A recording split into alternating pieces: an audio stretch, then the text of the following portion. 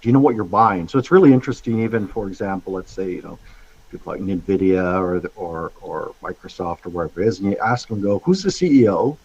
What's their revenue? And what's their return on equity? 90% of the people can't answer that. And if I was going to go and buy a company, these are things that I want to know and ask. So it's almost become gamified a little bit. What they would do here is in school. I was just going to say that. Yeah. Like No. have a course on how to file your taxes. Have a course on basic financial planning 101. I mean, when you look at it, I remember, way back in the day when I first started in the industry, and I used to do some, let's call it pension sales, for lack of a better word. So you have a company, 50 people, you're setting them up for their group RSP. And if you ask me what was the best advice you could give anybody is, let's say the 22-year-old university graduate starting in a company, is to go, before you get your first paycheck, maximize what you're going to put into that investment. Yes. Because the biggest thing that you have on your side is time. Praising entrepreneurship and growing wealth, because I'm a firm believer in capitalism, and I'm a firm believer that I'd much rather give an entrepreneur a dollar and create jobs with that dollar, which will then increase the tax base to allow us to do the things that we should as a good society. Yeah. But all of a sudden, if we run out of successful people, we got a problem, because most successful people are the ones who make up the biggest amount of our tax base. Yeah. No, and we see that a lot. I mean, in the tech community, I've had a number of friends that have started companies, and at some point they end up in Silicon Valley, because that's where most What a of the money loss is. to us. And yeah, absolutely, and it's I mean, I think hopefully that's starting to change with there is a growing sort of entrepreneurial community in Toronto and in Canada, Yeah. and particularly in the tech scene. And there's some examples of fantastic successes like Shopify, Yeah. and many of those other ones, and that's pointing the way. Good afternoon, buenas noches, whatever the case may be, of the many hordes so far of Hordes of listeners, yes. Well, you never know. By the time people come back to this in the future, there might be a horde. Hopefully, yeah, exactly. Yes. And we're all better looking and nicer than Joe Rogan anyway. So there you go. We'll go with that. So today we're going to have a really good one, I think. I'm sure. And just to welcome back everybody who has stayed with us from the very beginning, even though it hasn't been that long since we've been doing the podcast for Hawk and Friends, and welcome anew. Today we have Patrick de Kruyff. Am I pronouncing your name right, Pat? That's how I pronounce it. I know. There you go. And very appropriately, we'll sprinkle it throughout the episode. We can say OMG, because Pat is an executive for Owens McFadyen Group. OMG. OMG, Owens McFadyen Group. We kind of lucked into the OMG piece, but we're going to run with it. Yeah, because isn't your domain name omg.ca? Absolutely. Oh, man, that's great. That's a good one. That's a good it worked out well. And on the topic of investments, that is what we're going to talk about. The title for today's episode and discussion is "Your Couch Potato Investment Style Has Prediabetes." Well, what does that mean? Well, we'll get to that, and Pat can explain a lot of that. For those of you who don't know, I've worked as an entrepreneur in tech and done a whole bunch of things in my serpentine career in life. I am a former investment advisor, so I know a thing or two, but Pat would know a lot more than me, which is why we have him on. Appreciate it. Trevor, we've just learned, and you'll elaborate on this, right, Trevor, is that yes, you are a client of the likes of Questrade, which for those of you who are not in Canada or otherwise don't know, it's an online trading platform, right? Which is, I guess, competitor to the trading platform, say, Wealthsimple, which is originally a robo-advisor, blah, blah, blah. So we're going to talk about tech which Trevor and I like to talk about because we're in that realm now. So there you go. Yeah. So what does that mean, Pat? What do I mean by your couch potato investment style has pre-diabetes? And I pretty much mean this. Wow. Like you can. Yeah. So what I look at it in terms of a lot of people simply, let's call it set it and forget it. So that this is where ETFs come into play. And the good news is there's nothing wrong with ETFs, but the question is what place, or what part should they play in a portfolio? Mm-hmm. So when we look at ETFs, it'd go, they're really designed to be average. And so I think the question you need to look at is to go, am I average? Right. And for the most part, the average person isn't average. And the way we look at approaching wealth management is we need to understand what a goal is. And so if you don't have a goal and you're just investing money, then what are you trying to achieve? So if I need a 6% return, why am I going for a 10? Because with a 10, I could get minus 20, which could blow my whole world up. And if I need a 6, why am I not going to go for that 6 and then build a portfolio specifically designed to achieve that rate of return that I need to hit my goal, versus going, well, I'll just put it in the ETF and go from there. And one of the interesting things, if you look at, let's say the S&P 500 ETFs, and you've heard of the Magnificent Seven, et cetera. And right now in the S&P 500, there are 10 stocks that make up over 40% of the market cap of the S&P 500. And 10 years ago, that was about 17%. Yeah. And I'm immediately thinking, when you're saying this, I'm reminded of, and I don't know when he said it originally, but maybe it was about 15, 20 years ago now, Warren Buffett, the so-called Oracle of Omaha, had said something along the lines of, well, unless you really know what you're doing, or you have certain leverage or inside knowledge, legal or otherwise, if there is any other kind, you're better off with ETFs or index funds, something like that, than kind of picking individual investments like stocks. Yeah. But at that time, ETFs, well, they were just really, really new, first of all, and they were so more diversified, right? And now it's just tech has taken off so much, and you've just got, is it 10 companies that you said are 40%? Yeah. So you got 10 at 40%, when 10 years ago it was about 17. So all of a sudden you have this huge concentration risk. What you were doing when you were buying an ETF and looking for diversification, all of a sudden that shifted. And I always look at people and go, do you know what you're buying? So it's really interesting. Even, for example, let's say people like NVIDIA or Microsoft or wherever it is, and you ask them, go, who's the CEO? What's their revenue? And what's their return on equity? 90% of the people can't answer that.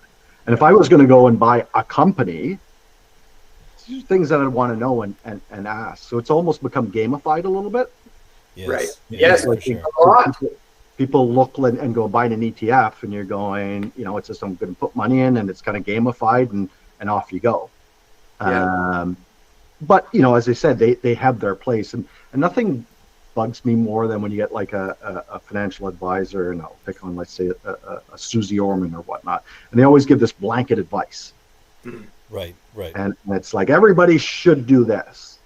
And I always look and go, okay, well, let's find out, again, because you're an individual, let's find out a little bit about what you're trying to achieve.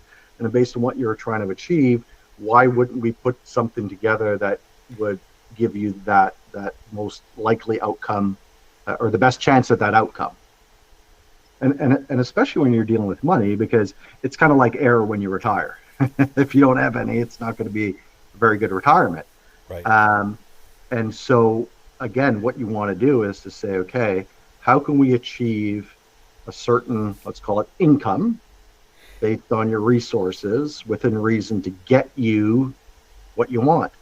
And I find it interesting because when you look at, let's say, defined benefit pensions, and when you talk to somebody that has a defined benefit pension, it's rare and rare, it's mainly the federal government that has that, is that tends to be a real big sticking point or an anchor point to go, I am not leaving this job because of this defined benefit pension. Okay. And I think a big thing is simply they know exactly at a certain age, this is what they're going to get, and they're really comfortable with it. But sometimes when you take a look at it and you look at the commuted value and go, geez, it's not really a great rate of return.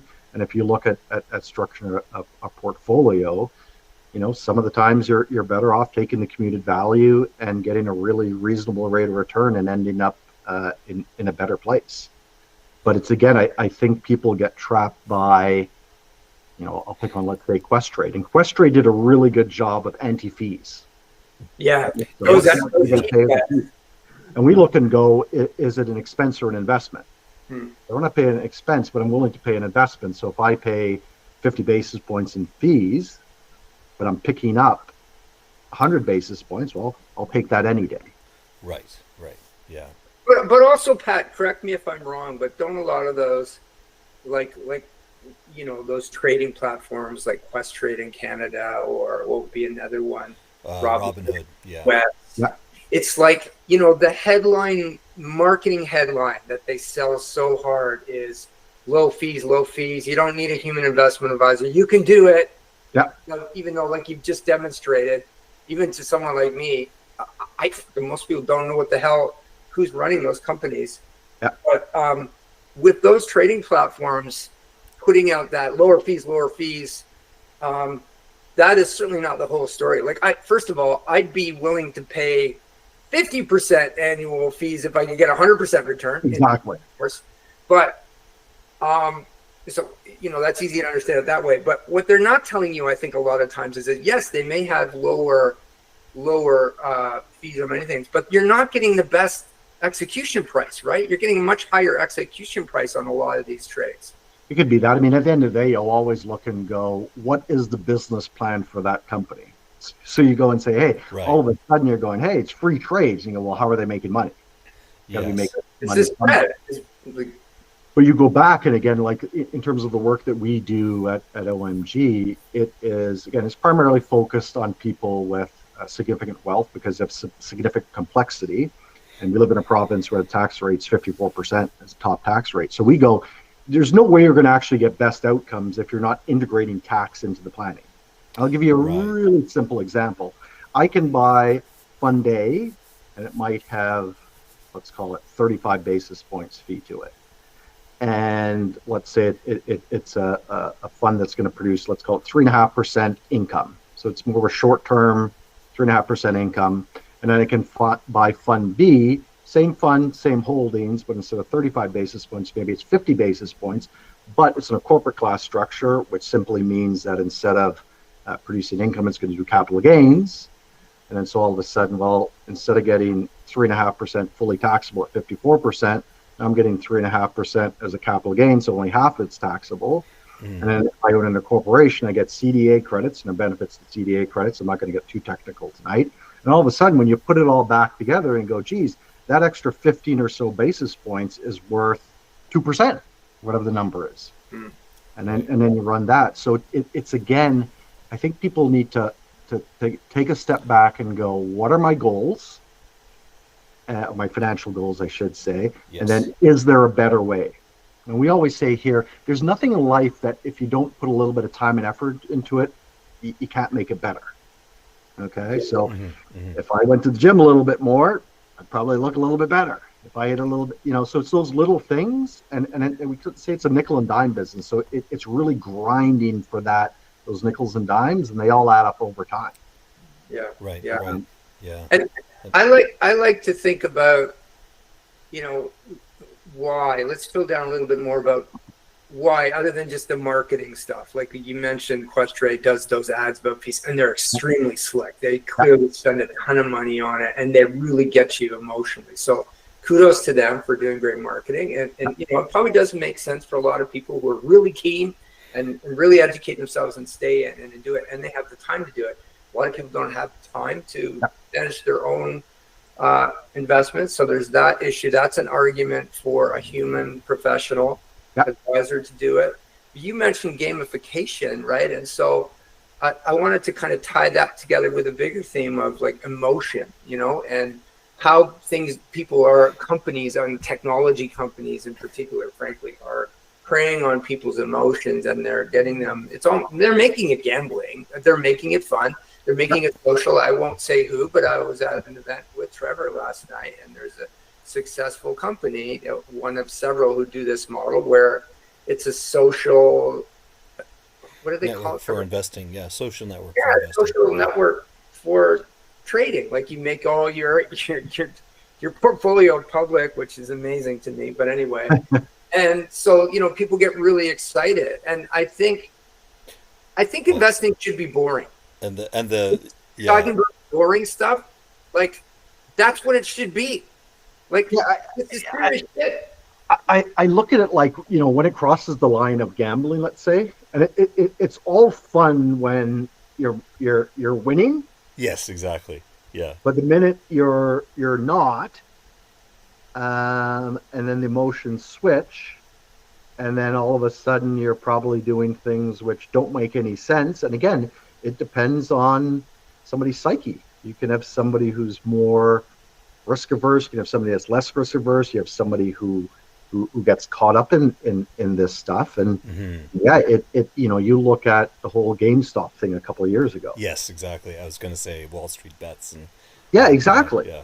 And all of a sudden you go, okay, now you have, in my mind, somebody who is making money off of people's ignorance. And I remember I had, I'll give a shout out, McMullan Kruyff, wonderful human being and great leader and mentor. And he said to me, Pat, like if your business is based on people's ignorance, it's probably not a great business plan, obviously for a number of reasons. Mm-hmm. And you look back and go, whether it's I don't know if you remember the days of these funds that had like these guaranteed income products. I remember things, I'm not going to name companies or anything like that. They were 3-4% MERs. Yeah. Mm-hmm. And you're going for what? And you go, well, it's because, people with their income's guaranteed. And well, what really does that mean? And guaranteed low. Yeah. And if you go, okay, if I'm taking 300 or 400 basis points off the table, and you go, is there any set of circumstances where you can't build a portfolio that would still provide the necessary level of income, and I shouldn't say income because income's bad in terms of taxes, but let's say a liquidity to provide money for retirement, etc., without having such a ridiculous fee. It doesn't make any sense. Yeah. But I think back then it kind of worked because the market was doing 15-18%. So what's 4%?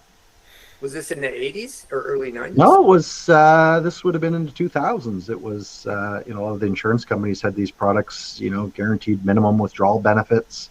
Right. And part of it wasn't like all sunshine in terms of making a ton of money. I mean, there were costs in terms of insuring these products, etc. But when you take it apart and go, you're really just playing on people's emotions. Because actually, if you put this together, you should be able to easily achieve these returns and some without having to pay a 300 or 400 basis point fee for it. That's the but it's again, you're playing on emotions. Yeah. So I think they prey a lot of these. I guess you could call them unscrupulous, like platforms, or even unscrupulous financial advisors, and other funds. It's like marketing. They prey on the ignorance, but I think they also prey increasingly on how busy people are. Like a lot of people, they may have one job, they may have multiple jobs. They're, increasingly tethered to their electronic devices and they can't get away from it. They can't catch a break. It's like, well, when would you actually, unless you have a really deep interest in investing, have time to do the research?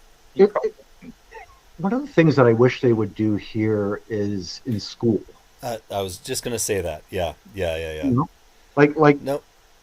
Have a course on how to file your taxes. Have a course on basic financial planning 101. I mean, when you look at it, I remember, way back in the day when I first started in the industry, and I used to do some let's call it pension sales, for lack of a better word. So you have a company, 50 people, you're setting them up for their group RSP. And if you ask me what was the best advice you could give anybody, is let's say the 22-year-old university graduate starting in a company, is to go, before you get your first paycheck, maximize what you're going to put into that investment. Yes. Because the yes. biggest thing that you have on your side is time. Exactly. Yeah. And so I think if you go from an educational standpoint, where we can say, okay, let's arm our next generation with some tools that they can use to go, okay, does this make sense or not? And then, it is to go, you need, and it would be fine to go, hey, you know what, an ETF, in order to grow your money over the long term, it works. Maybe want to diversify a little bit in terms of what kind of ETFs, because again, you have the whole rainbow now of ETFs. But one of the biggest things is just starting early and getting into the habit before you spend it. I remember having a conversation with a guy, and I was not in the right mind space at the time to really absorb this, but I do remember it. So clearly I didn't absorb it completely properly. I remember having a conversation with this guy when I was 18 years old, and he was a fellow student of mine. And I remember he was like at the locker next to me, and I thought it was the weirdest thing at the time. He's like, oh, something about, you should invest in RRSPs. And I'm like, what the hell is that? and obviously he had already begun doing that. And I thought, like, well, I'm sure he's a very wealthy man today. Like, good for him. It's that whole habit thing. But I think we live now in a world of, we want to get rich quick. Yeah. So we see the Kardashians or whoever and go, I want that. Can we get the Silicon equivalent of enhancement of your financial? That's the get big hands quickly. Exactly. And so you go, it's, again, we live in this world, I think, a little bit of this instant gratification. And then so again, you want instant gratification on your portfolio. Right. But again, the eighth wonder of the world is compounding returns, compounding interest. Right. Start early, you compound, 10%, it doubles every 7 years. You start early, it makes a huge difference. So what about people who haven't started early and aren't like 18 and smart to listen to their locker mate? Well, I think that, the best time to start is now. Exactly. That's key. And then I think it's getting into, the other thing is look, on the flip side of it is credit. And I remember my friend, I'll call him Nicholson, and this was Study University, and he said, hey, I'm buying a PlayStation or something. I already bought a PlayStation. I go, I get a PlayStation. And he said, yeah, it's $10 a month or whatever it is.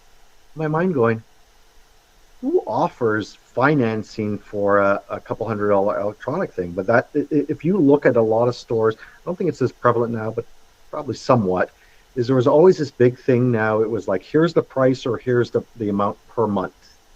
Sort of the new version of layaway. Right. Yeah. And so all of a sudden, it's this whole instant gratification to go, hey, I can get this whatever, and I just pay per month, or the no money down and don't pay for 24. They're making money somehow. Exactly. Yes. Right? There's no such thing as a free lunch. Yeah. So I want to come back to, that would be great if we could do that, and we could educate people on their spending and just personal finance in general, and have a pretty simple course on this for high school kids. Yeah. But why does that not exist? Like, I'm looking at the interest. Like in Canada, for example, we have a high concentration of the big banks. A BMO, for example, or TD, RBC could easily sponsor a program like this, probably get provincial buy-in across the country to do it, but they don't. Yeah. In the United States, well, maybe it's a little bit different because they have a lot more banks per capita, but still, like, I'm wondering, often where things don't change, because I've heard this from many people, both in and outside of the financial industry, to talk about, like, we should have a course early. I've heard it many, many times. Yeah. But it doesn't, to my knowledge, exist anymore, maybe in a state. No. I look at, I have a 17-year-old daughter in grade 12, and there are a few things, but nothing it's kind of, to me, it should be the new shop. You know what I mean? Yeah. Where it's you learn to file your taxes, you learn about RSPs, TFSAs, both wonderful vehicles. It's the same. You read an article, or every once in a while there's an article in it. It's like Betty Sue passed away and the family can't believe the tax bill on their RSPs. And then all of a sudden there's this idea that RSPs are terrible because it's taxable. And again, what people don't realize is you put $1 in, you got 50 cents back in taxes, you reinvest that, and when you do the math, it works. Mm-hmm. But people, it's to go, if you ask the average person, how does an RSP work? I guarantee you they'd go, I'm not quite sure. They think of it as some sort of product, where it's just a tax wrapper, which allows you to put money in.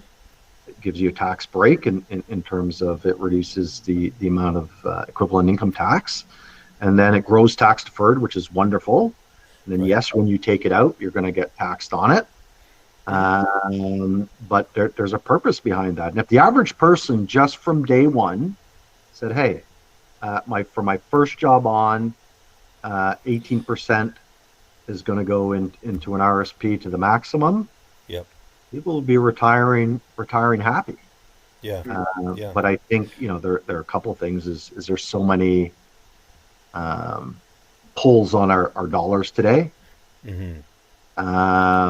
And then to your point, Rob, geez, all of a sudden you wake up and you're going, I'm 40, 45, haven't really done any savings, all these expenses. What do I do? Yeah. And the issue I think around is, do you have to make choices? Mm-hmm. And I don't like that generality, but a lot of people don't want to make the tough choices because they go, well, that's a 10-year away problem, or 20-year away problem, or 30-year away problem, or well, the government should step in. That's the other big thing I find is people always go, whenever there's an issue, it's, well, the government needs to deal with that. I go, start with you. The government's not this thing that solves all your problems. The government should be an institution that can help out, but not there to take care of any problem. Yeah. But it's so fundamental that I think, the role for government, and we've already said it, would be, well, it should be a graduation requirement from high school. Yeah. No. Basic financial. I mean, well, they used to have like sort of home ec, but that was, I don't know how much it does seem to be sexist now, right? It's like, I was having this conversation with my wife not long ago. Like, she had that. She grew up variously in South Korea and Germany. And I'm like, did you have home ec? She's like, yeah, I learned all these kinds of things. Like, where did you learn it? How did you fold that? It does all this. But, she's always amazed because she, when I do something handy, she's like, how did you know that? Yeah. Well, I took shop when I was a kid. I loved it. Yeah. Yeah. You should do that. Yeah. And I mean, I've taken all the way through graduate, calculus, and what wasn't included as part of those was, just simple calculating interest rates and simple stuff that you would do when you're looking at a portfolio. I think I was lucky enough to have in high school, we had a sort of, I think just as part of one of the courses, maybe in economics or something, that it was like, well, why don't you pick a stock and then track it over the course of the year? And I think I picked into it. Oh, well, there you go. But that's highly unusual. Yeah. But there you go, ladies and gentlemen, in the audience, you have an MIT PhD bemoaning the fact that he has not, after all. But I mean, I can speak maybe to my personal just journey of like gradually getting into investing was basically, I think the first of course is pay, as Pat was saying, pay down your debts before you start looking at this stuff. And so, first thing was get rid of all of the student loans, pay them down, and make sure that there's no kind of revolving credit card debt that's hanging around. And then from there, getting into starting to put stuff away into an RSP as over time, because like there was an RSP just directly within our bank that we were using, and then when the TFSAs came out, so RRSP, registered retirement savings plan, TFSA tax-free savings account, both of them available through Canada, where a tax-free savings account you could put $5,000 in, and then you could do whatever you wanted with it within that, and I think the 5,000 you put in gets deducted from. Goes the way it works. The 5,000 you put in gets to go tax free, and when you pull it out, it's tax free as well. Okay. Yeah. Whereas the RSP, you get the tax deduction, and then it grows tax deferred. But then when you pull it out, it's taxable as income. Taxable. The whole idea is with RSP is in your earning years, you're going to have a higher income, so you're going to be able to deduct it at a higher rate, and then you can do some income splitting, et cetera, in retirement, and pay a lower tax rate in retirement. Yeah, and part of the, I want to raise a little wrinkle here, which maybe is not a little wrinkle, maybe it's a huge valley. I had an interesting conversation with a friend of mine recently, and she variously lives between, or she flips between where she grew up in San Francisco, Silicon Valley area, and Paris. And but in the last few years, she's actually, I think she did quite well early on with some big tech company, and then she moved to Paris. Anyway, she's like ultra bright. She's Harvard, like full scholarship, and a JD MBA from Stanford, and in tech early on. And then she moved to Paris, and she was able to do that, and then kind of continue on consulting with these companies. And then I guess in the last couple of years or something, if I recall correctly, she started studying Finnish and moved to Helsinki.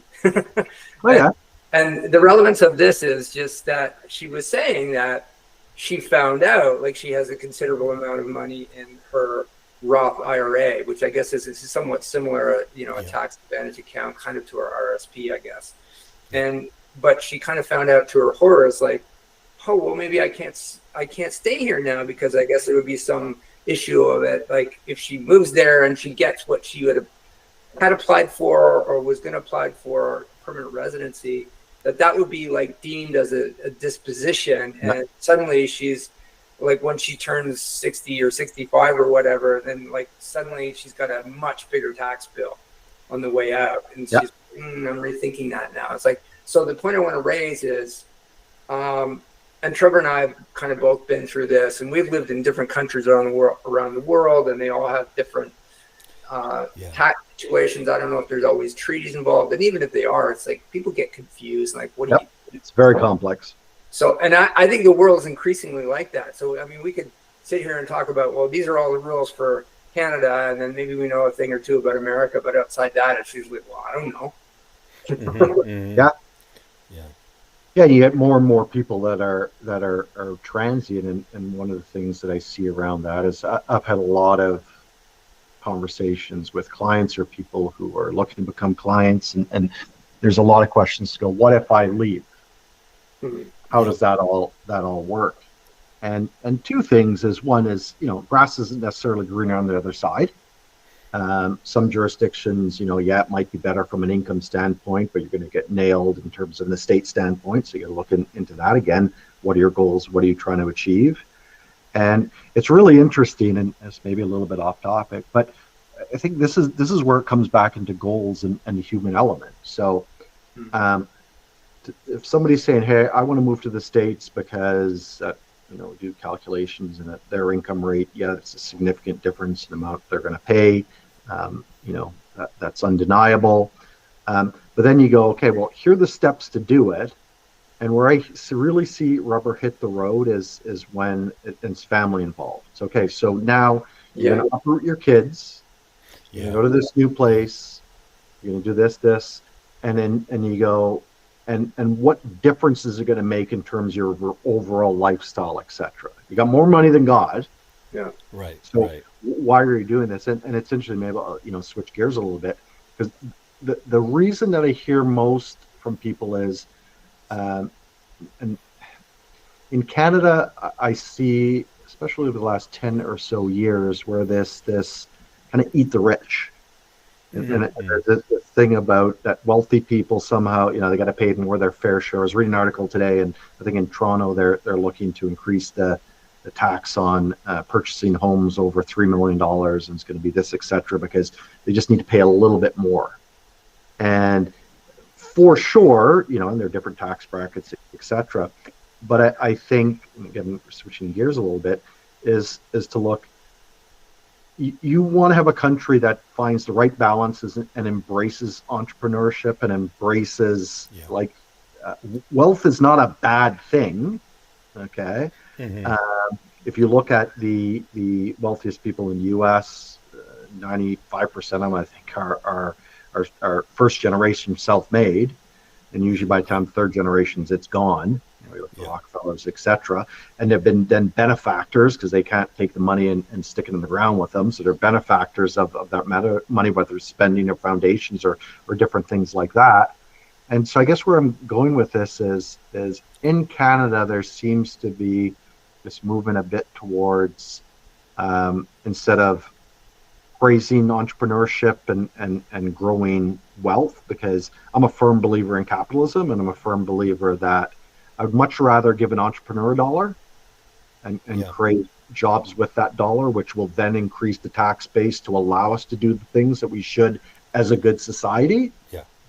But all of a sudden, if we run out of successful people, we got a problem, because most successful people are the ones who make up the biggest amount of our tax base. No, and we see that a lot. I mean, in the tech community, I've had a number of friends that have started companies, and at some point they end up in Silicon Valley, because that's where most what a of the money loss is. to us. And absolutely, and it's I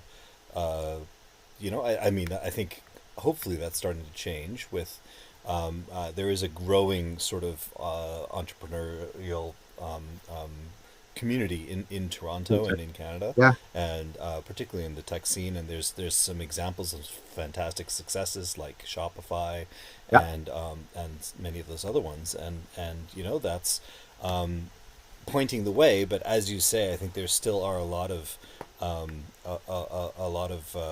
institutional barriers in the way, and some of that is sort of a bit more of a conservative or risk averse investment strategies by many of the VCs. There's a lack of kind of VC funds at the same level as there is in down there, and those are all important things to sort of look at and try and change, and hopefully we will see more. I mean, I think the one good thing actually is that I've seen recently is, of course, with the H-1B tax or whatever he's doing down there, Canada's come out with a sort of skilled immigrant kind of program to try and scoop up some of those people that were trying to emigrate and not able to get into the States. Well, you can get into Canada, and and that's great to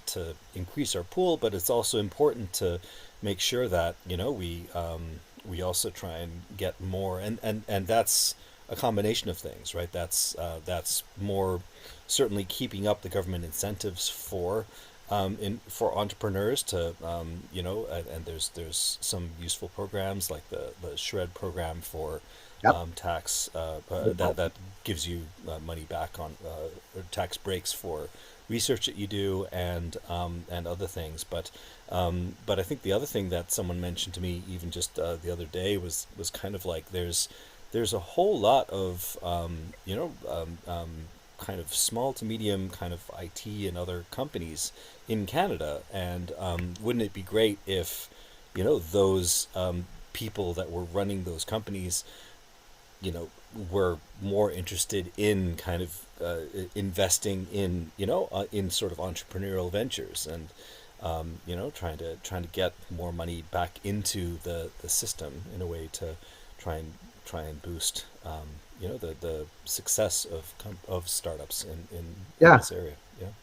I see that. I deal with a number of, or work with a number of, I should say, tech entrepreneurs, whether it's in the startup stage and then they get the bought out or Yep. join another company, etc. And they get these, Exit, successful exit. Yeah. Yeah. yeah. And but it's really interesting. There are two people. Make sure one is True North Fund. So Sean Brownlee, a friend of mine, and they really focus on, the focus is getting tech companies to, in Canada, to $1 billion of revenue, the ability to stay in Canada, create great jobs. Waterloo, University of Waterloo, Oh yeah. incredible program. Yeah. There's another friend of mine, Dante Mora from Can Health. They focus on and do some work around saying, hey, how do we innovate in the health space in Canada? Yeah. Through our hospital systems. So Dante was the CEO of Trillium, and to say, how do we develop these? Because cancer in Canada is the same as the U.S. is everywhere. A patient going to an old age home is the same as everywhere. So how do we take this and incubate within our ecosystem? And then how do we take that thing that's benefited our ecosystem and create a company which can then have a product or a process that is a global player? And guess what? Canada benefits from that, because that money comes back into our ecosystem. And that's when the things you look at the US, what they've been really, really good at is creating like brands and these really strong companies. So if you look at, let's say, the iPhone, and you go, you know what, if I was in America, I don't care that the iPhone's made in China, because that is maybe 10% of the overall cost. I'm just making up, I have no idea what, but let's say 10%. Sure. And so for a $1,000 iPhone, $100 going over to China, but allows it to be then a $1,000 iPhone. And guess who gets the other $900 and the big jobs? U.S. designed in California. So I think, again, in Canada, if we can celebrate entrepreneurship and plant the right seeds of things that are sustainable, especially tech. And I look, Toronto has a wonderful opportunity in Ontario to really prime that. And I think, to your point, Trevor, with the visa change in the U.S., I think we have a great opportunity. And I think, with the healthcare innovations with folks like Dante, and then folks like Sean in terms of the True North Fund and getting these wonderful companies up and running and then staying here. Yeah. And then the market doesn't just have to be here. It's but the head office is here. This is where the profits come back. This is the tax base. This is where the high-paying jobs, and then you have the global reach. We need more Toby Lutkes, I think. 100%. And he had a great article. It was last week, and I posted on my LinkedIn a piece to that. And his basic thing is, listen, and I'm probably going to butcher it, but the whole idea is to go. Instead of the government buying jobs, so I think they were paying X amount of money to Nokia to have jobs in Ottawa or wherever it was. But instead of doing that, why wouldn't we prime and have and support homegrown Canadian companies that are going to be a true company versus, it was $200,000 per job, right? And we know the way that goes is a couple of years from now, and then they pack up and off they go, and we got nothing. These companies aren't stupid. So, and it was the same thing as when they were going to make the capital gains changes. And what's really interesting and people don't realize is the reason you have a different tax rate on capital gains, and for folks out there, is essentially capital gains works out to about half the taxes as income. The reason it's different from income to capital gains is if I invest in a company, there is risk. Or if I started a company, there is risk to it. Okay? I'm going to quit my job, I'm going to take my capital, I'm going to build a company. And what the government has said is, hey, we're going to reward people for taking that risk, because if it's successful, it's going to be a huge multiplier, and it's a risk that the government doesn't have to take. And so all of a sudden, you start going and fiddling with the tax rules as the previous iteration of the Liberal government was going to do, and talking about raising the capital gains, increasing the capital gains tax. All of a sudden, what you're saying is we're not going to promote entrepreneurs. We're not going to promote people to take risks. And the biggest, I would say, difference between the U.S. mindset and the Canadian mindset is risk. Canadians don't like risk. And if I want to challenge you on that, because and it may not be that we ultimately dispute those facts. It's where I think that comes from may differ than what the current popular or louder kind of dialogue on that is. And I think, as someone who has, like yourself, Trevor, I don't know about you, Pat, who's lived in the States and studied in the States, and been there a lot, worked with them a lot, and certainly worked a lot with people in Silicon Valley. I don't think that we are fundamentally that different, outside of the fact that they have a completely different healthcare system, and then, some people love their guns. So that's another. But I do think, with respect to risk taking, whether it's investing or from the entrepreneur side, you're risking your time, your money, your wealth, whatever the case may be, your future. I don't think we're that different fundamentally. What I think is different is, the circumstances surrounding Canadian, say, entrepreneurs versus U.S. ones. Like, first of all, and I literally just did this calculation like an hour or so ago. There's more than 100 times more banks in the United States than there are in Canada, right? Yeah. There's only about, depending on how you count it, it's only about 32 banks in Canada, whereas they're just short of 4,000 in the U.S., which actually, incidentally, I did not know in the last 10 or so years has come down. It used to be 7,000. So they are increasingly getting concentrated too. They better watch out. Yeah. So, and yet there are something like, 26 times more in terms of number of businesses in the U.S. So, just on that alone, the banking competition, it's much easier to get a loan. Great point. Start a business and keep it going. And then there's the venture capital. Bankruptcy laws. Yeah. So I think the way I look at it is like, imagine we were working in a factory making widgets, and, we were all kind of like factory bros, and nothing wrong with that. No. And so anyway, so we're doing that, or maybe it's our summer job when we're like, whatever, 19 years old or something. Been there, done that. Yeah. So imagine the situation where, okay, it's Friday and we're paid in cash, and 1 week, it's not been a good week. And, so we only get like, so at the end of the day, we only get like $50 in our wallet. And then we could go, you might want to not spend so much when we go out for a drink on Friday. And then the next week or whatever, it's like, we got $1,000 in our wallet. So that one is Canada, one's US. So which one do you think is going to be more willing to take more risk? For sure. So I think it's circumstances. Some of those, of course, are the balance point that we find for how we deal with people at the very top of the wealth spectrum. I'm not against wealthy people. I do think it's a matter of balance. And we're always, in every society that I've lived in, I've seen this, and will be forevermore, we're always going to argue about that. So, we're never even going to agree, any of us, wherever we are. Yeah. So, but I would like to add in there, what's the word I'm looking for? There are other factors beyond just pure, like, kind of financial and other factors that come out. Like, the UK is going through some real difficulty with a lot of its entrepreneurs leaving for the likes of Dubai. Yeah. For Canada, forever it's been to the US, but now there are cultural factors, right? And there are visa factors, and it's like, well, increasingly, Trevor and I deal with a lot of really young entrepreneurs, and frankly speaking, I think some of them are extremely naive. I personally do not want to have to go back and live in the United States again. I have tons of friends there. I don't want to do it. A big part of the reason, is the obvious. The current government and environment there is just like, I find it unsafe. I think as we approach, when is the next election? 2028? Yeah. I don't want to be anywhere near that place. Yeah. And it's a different country than it was, as much as Canada's a different country than it was 15, 20 years ago. It's different. But I've never felt unsafe in this country. No. And then there's culture, right? Yes. They're just cultural things. When you go into the US and whatnot, and frankly, you sit in your hotel room or whatever, you turn the TV on, it's like, it's a bit of a shock, like just their news. It's crazy. Like infotainment. Yeah.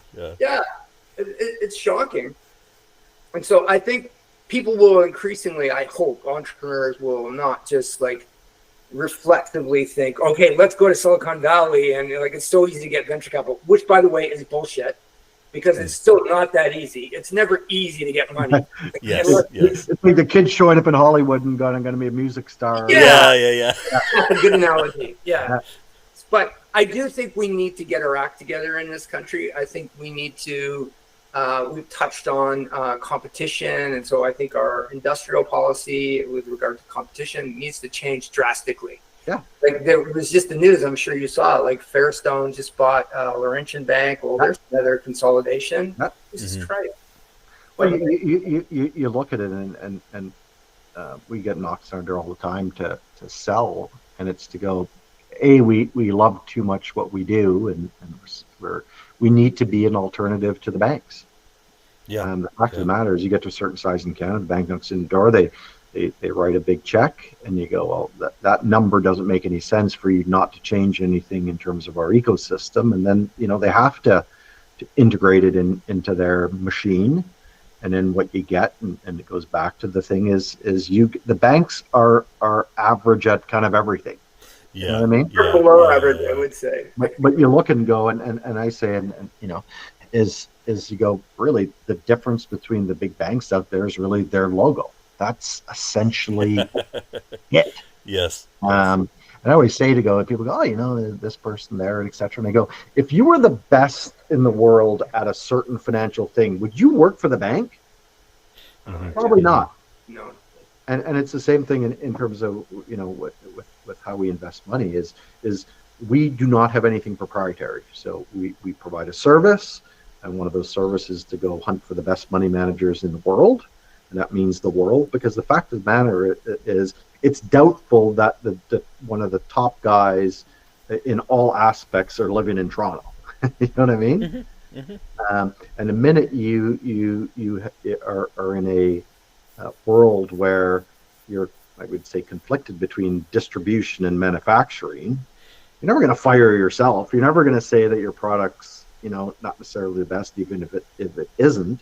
And I think this goes back to this whole thing of ETFs, et cetera, and average.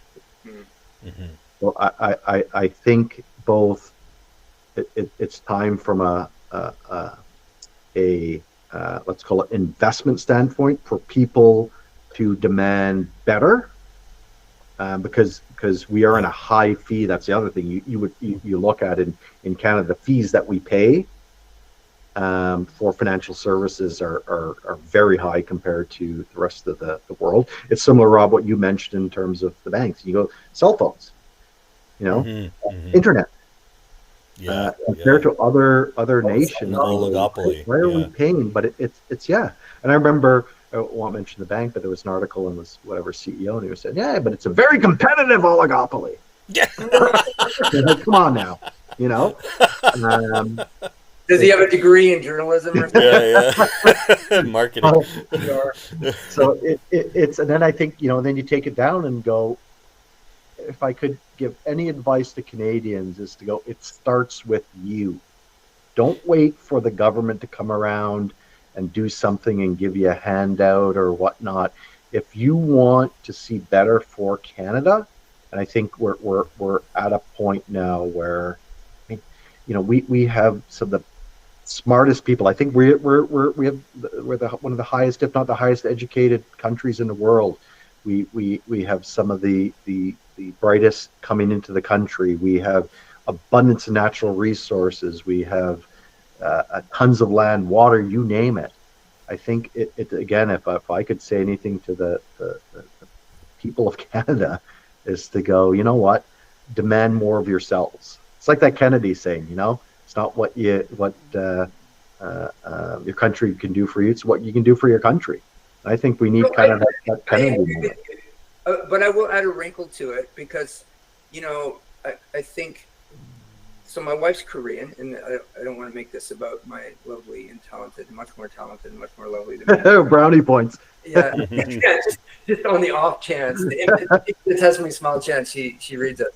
But she's originally from Korea, and if you look at the OECD figures, for example, World Bank figures for average number of hours worked per year, right? So South Korea is very high. Mexico, I think, is really, really high, right? And so, a long time ago, maybe South Korea, like people would have thought, in a negative way about them. It's like, okay, well, and now like they've done so well, but Mexicans work extremely hard, and we know south of the border, the government, they love to kind of dump on the Mexicans. For the record, I've worked with a lot of Mexicans. Wonderful people, wonderful culture, wonderful. Yeah, proud people. They work really, really hard. And so all I'm trying to say is, yeah, I agree, working hard and everything, but sometimes you are dealt a bad lot. Like, Sure. You and I are all in Iran.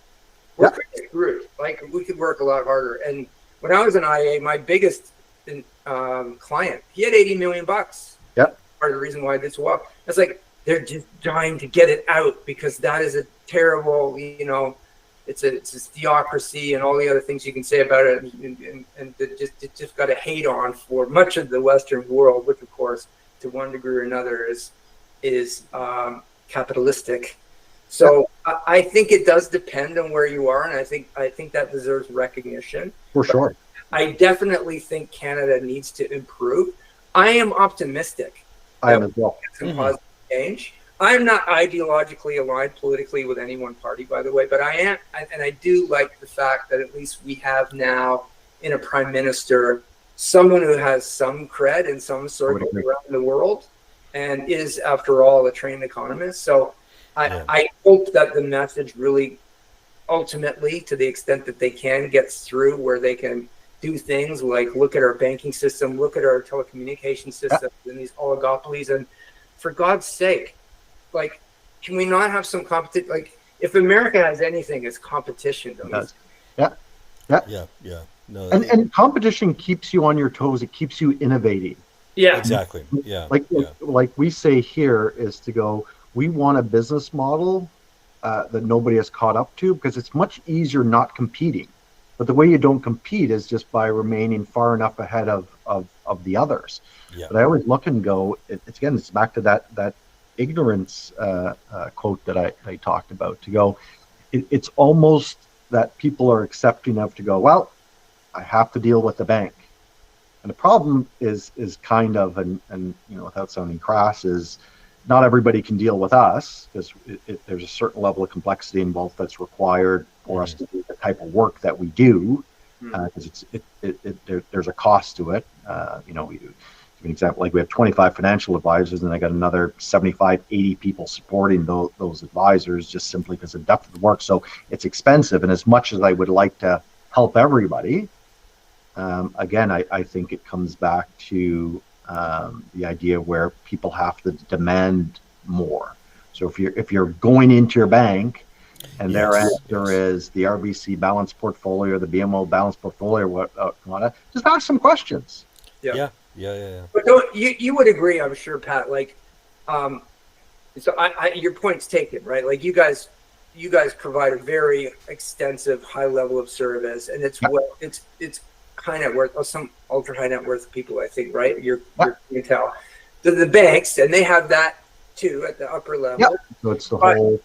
But most people don't. But there's only 5 major banks. So, like, what if we had 10 times that number? What if we had? Sure.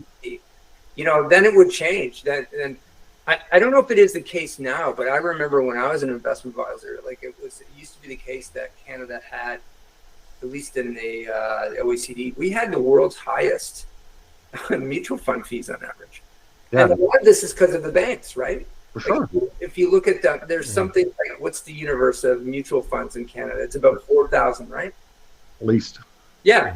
So, and most of those are manufactured by the banks, right? Yeah. Well, it just makes sense to me that statistically, like, for anyone that's ever taken statistics, you realize, well, what are the chances that those bank ones are the best?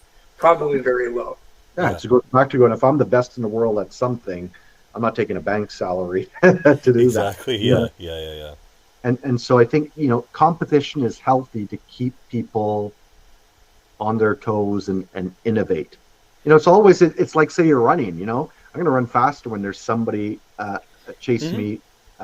Bear on my tail. Exactly, sure, a bear. Sure. I'm moving. I just got to run faster than the bear or Rob or Trevor. Yes, I just got to outrun you. I just got to outrun one of you guys. when we live and kind of overprotect. Yes. industry, then Bubble wrap. Industry. We bubble Yeah. wrap. We bubble yeah, wrap. bubble wrap. Yeah, that's a good point. So I look to go, instead of giving handouts to companies or whatnot, give them hand ups and say, we're Yeah. going to create an environment for you to thrive, but it's going to be up to you to actually do the work. Yeah. Yeah.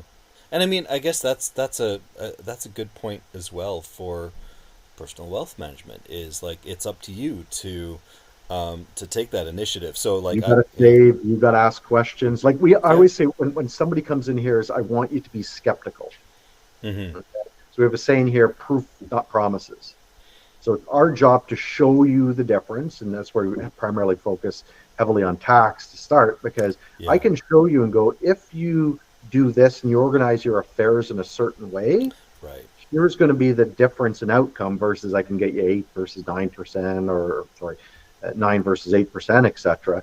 It comes down to going, what are some tangible things that I can do that from day one will mean that you're going to pay, let's call it, less in taxes. And taxes low-hanging fruit, simply because we're in a high-tax jurisdiction. And what's really interesting too is, though, I see a lot of people, when they see the difference, they don't all of a sudden go, I'm going to go spend a bunch more money. What we tend to pivot into is philanthropy. Right. And they're going, is there a way for me now to give more back to the community? Especially, again, the older they get a little bit more and realize to go, there were some benefits that were given to them, whether it was from a health standpoint or whether it was that somebody gave them a hand up. And for the most part, I find they want to give back. Yeah. Let me ask you, I'm curious about this.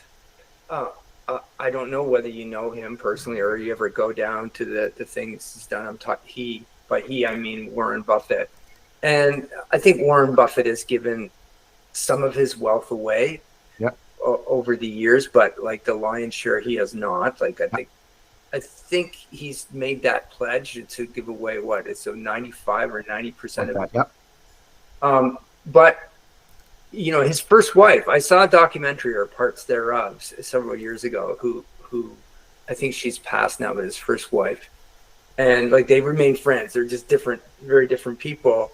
And one of the main reasons, I think, if I recall correctly from this documentary about them, is why she left, is because she was super into the world of philanthropy. And she's like, I want to help now, Warren. Yeah. He's, of course, using the argument, well, I want to grow the wealth. I'm going to give it away at the end. Yeah. So I like Warren Buffett, and, he's very folksy, and obviously he's a very intelligent man. And, I like him a lot more than, say, Bill Gates, who's his buddy. Sure. Where the hell am I going with this? I don't know. I'm just kind of curious about, like, do you think that is genuine, or is that just kind of putting off? Yes, I'm going to give away my wealth. I guess we'll find out. Well, the rubber hits the road when you go, okay, here's the plan. You want to start giving. Yeah. I think for some people, it's a scoreboard, to be honest with you. Yeah. Okay. Because you get to a point where you're never going to be able to spend it. No. And I see it rip apart families if it's not done well properly. Yeah. And it becomes almost a point where it can be burdensome. Yeah. I was talking to a guy a number of months ago, and he's very successful CEO type, bunch of money, and it's going, geez, now it's a full-time job managing this. Kids are very successful. What do I do with it? And so his goal is to make a difference in a certain aspect of the Canadian economy, and I know he will. And so that's somebody who's saying, hey, I'm going to start giving now. There's going to be some for the kids, but it's not going to be enough that they, that they don't do anything. Lose, a purpose. I think money can definitely take purpose away from people. Yeah. And then I see other people that I think it's to go, yes, I would be like to be philanthropic, and I want to set my affairs up that I can do the most at the end. And I think for them, it's the way they measure success is that scoreboard to go, when that statement comes in, where am I at? And so for Warren, I have no idea. I've never met the man, but it could be that. Whereas you see sometimes where it's the spouse, and with Bezos, get divorced, and then Mackenzie has all this money, and she's giving it away. Yeah. I have to think for a lot of people, it's how they define themselves. They go, am I the richest guy in the world? Am I number one? Am I number two? Am I number five? And in my mind, I go, who cares? Yeah. Yeah. You know what I mean? So I would be the type to go, you know, I don't need to be measured against somebody from a monetary standpoint. I think, to me, that the best thing that I can do as a human being is to leave a better, let's say, generation behind, and that the closest thing would be my daughter. And so I want to spend as much time, you know, saying, hey, how can I leave a better human being than I've been to the world, and give her the skills and tools to be able to continue that on. And money is not the thing that's gonna do that. I think money creates more problems than good in a situation like that. So I think it just depends on how somebody's wound.